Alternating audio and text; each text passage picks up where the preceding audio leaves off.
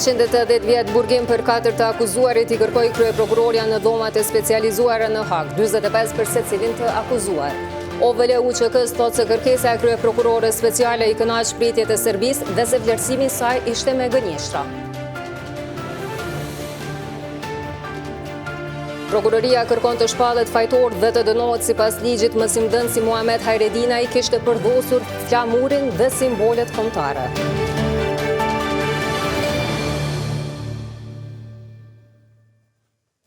Përshëndetje të nderuar shikues. 180 vjet burgimi ka kërkuar kryeprokuroria e zyrës së prokurorit të specializuar Kimberly West për 4 të akuzuarit të rastit më të madh të dhomave të specializuara. ZPS-ja kërkon aktgjykim dënues për të gjitha pikat e aktakuzës me dënim unik prej 45 vjetësh, duke u mbështetur në kontributet individuale të krimeve të bëra ose të kryera nga secili prej personave. Hashim Thaçi, Kadri Veseli, Recep Selimi dhe Jakub Krasniqi.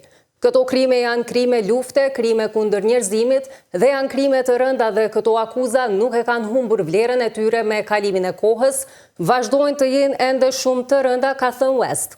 Koha ka kërkuar sqarime nga zëdhënësi speciales Christopher Bennett, lidhur me atë se çfarë nënkupton deklarata e kryeprokurores dhe ai ka sqaruar se West e ka pasur fjalën për dënim për secilin të akuzuar me nga 45 vjet. Thaçi, Veseli, Krasniqi dhe Selimi ndodhen në paraburgim në Hag prej nëntorit të vitit 2020.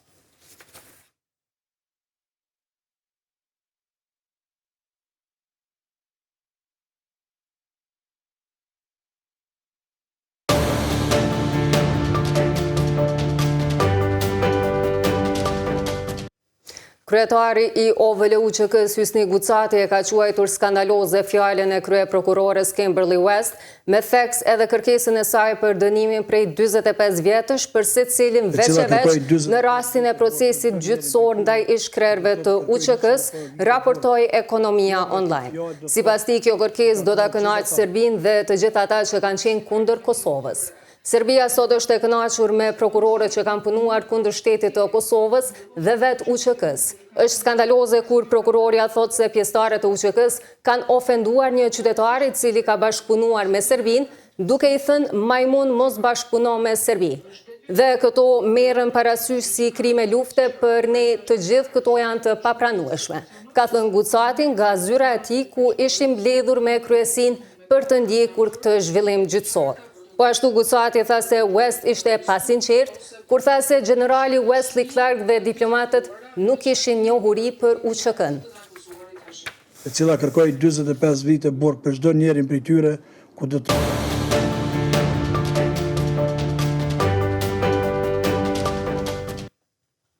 Prokurori special Bekim Kodraliu ka kërkuar që të shpallet fajtor dhe të dënohet sipas ligjit I akuzuari Muhamet Hajredinaj për veprën penale nxitja e përçarjes dhe mosdurimit.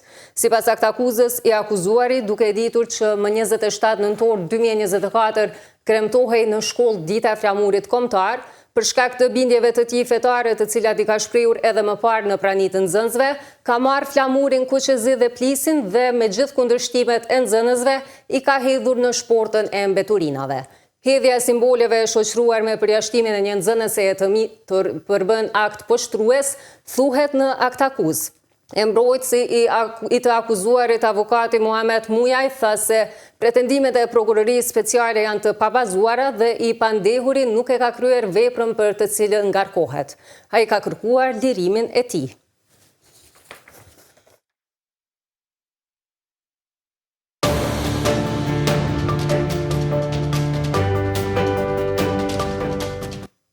Gjykata Supreme ka njoftuar se ka shqyrtuar të gjitha ankesat kundër vendimeve të panelit zgjedhor për ankesa dhe parashtresa për rezultatin zgjedhor pas rinumërimit të votave. Brenda ditës pritet të përfundojë përpilimi vendimeve dhe dorëzimi I tyre te palët, ka bërë të ditur udhëheqësja e zyrës për informim në Gjykatën Supreme Antigona Uka Lutfiu.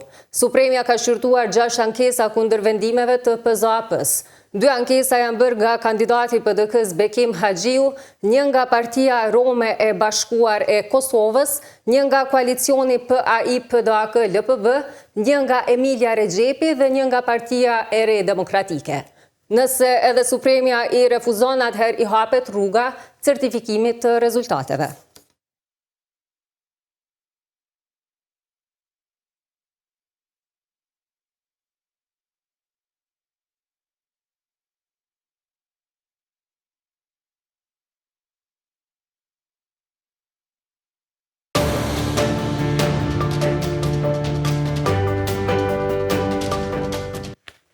Prokuroria themelore në Prishtinë ka njoftuar se ka nisur intervistimin anëtarëve të qendrës së numërimit dhe rezultateve, konkretisht për qendrën komunale në Drenaz.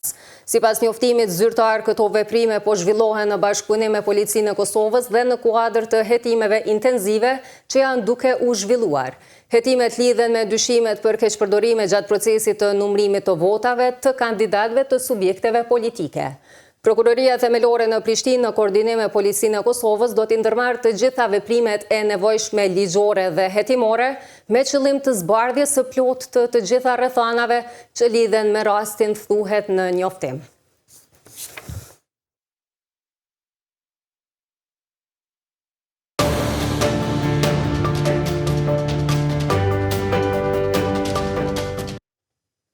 Shefi i komunikimit i zyrës së kryeministrit britanik Keir Starmer, Tim Allen, ka dhënë të hënën dorëheqje nga posti i tij.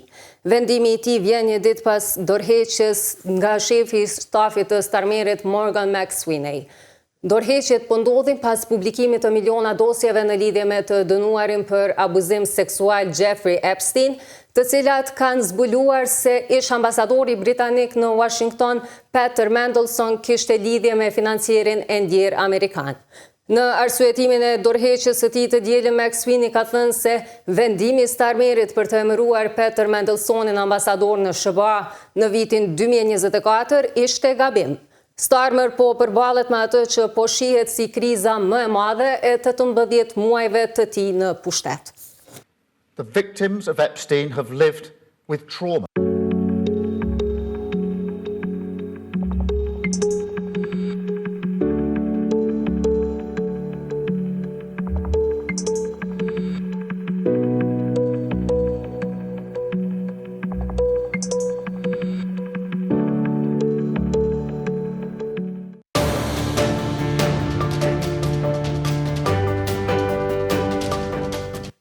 Të nderuar shikues, ndoqët lajmet e orës 15, ju falenderojmë për vëmendjen, nga unë mirupafshim.